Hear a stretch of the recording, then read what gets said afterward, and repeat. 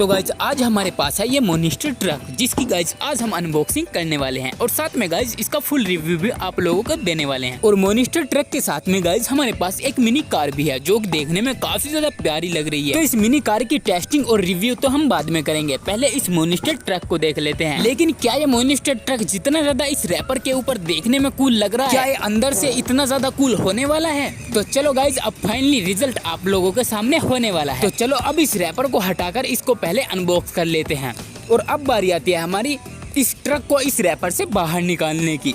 तो चलो गाइज अब देख ही लेते हैं।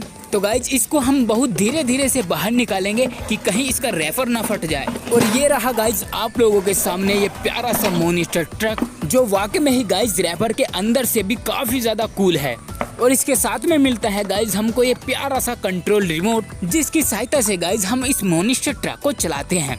और अब इस रिमोट को रखते हैं साइड में और अब देखते हैं हम अपने प्यारे से मोनिस्टर ट्रक को, जिसके लिए गाइज हमने काफी देर से इंतजार किया है।